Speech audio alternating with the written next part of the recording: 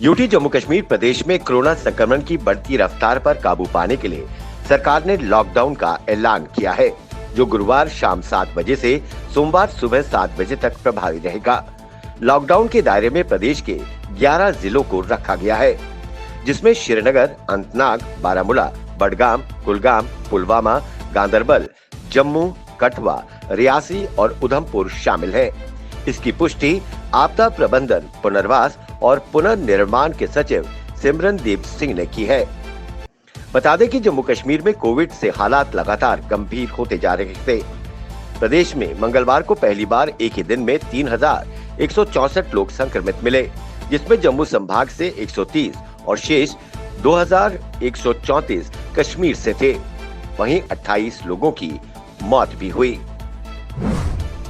स्वास्थ्य निदेशक जम्मू डॉक्टर रेणु शर्मा ने सभी मुख्य स्वास्थ्य अधिकारियों और मेडिकल सुपरिंटेंडेंट को निर्देश दिए हैं कि वो बिना कारण अपने जिलों के मरीजों को राजकीय मेडिकल कॉलेज जम्मू में रेफर न करें। गवर्नमेंट मेडिकल कॉलेज जम्मू में पहले से ही मरीजों की भीड़ है, इसलिए अगर किसी को जम्मू में रेफर करना जरूरी है तो तुरंत इसकी जानकारी संबंधित जिलों के मुख्य स्वास्थ्य अधिकारी को दें, ताकि वो जम्मू के अस्पतालों के साथ संपर्क कर सकें। डॉक्टर रेणु शर्मा ने साफ तौर पर कहा है कि इस समय अस्पतालों में कोरोना संक्रमित मरीजों का उपचार करना पहली प्राथमिकता है।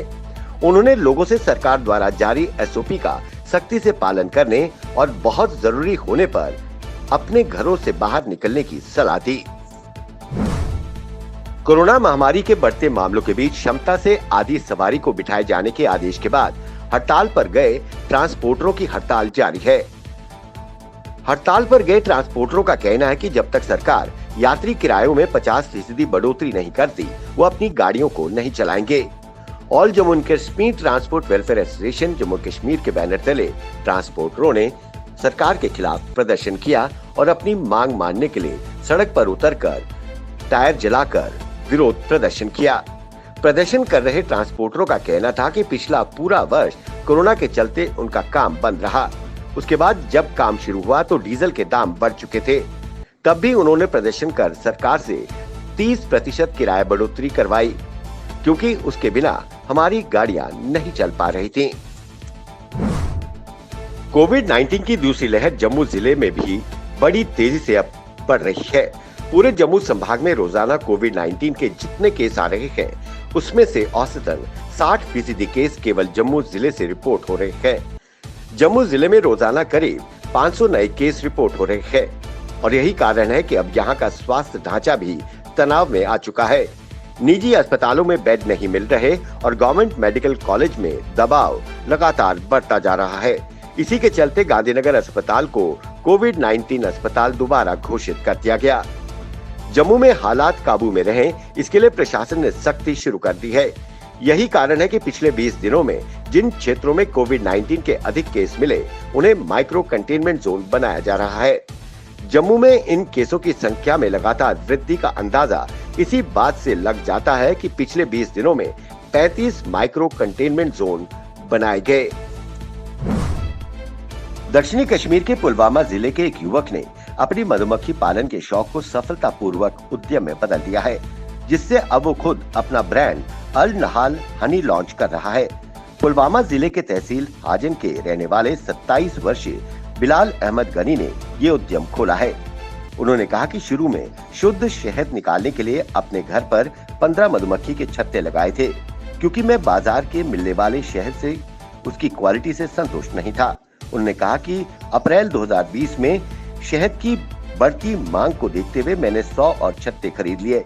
कड़ी मेहनत से मैंने इसमें सफलता हासिल की है। कोरोना महामारी की दूसरी लहर में देश के अलग अलग राज्यों में बढ़ते मामलों को देखते हुए जम्मू कश्मीर सरकार ने प्रदेश के प्रवेश द्वार लखनपुर में सख्ती शुरू कर दी है।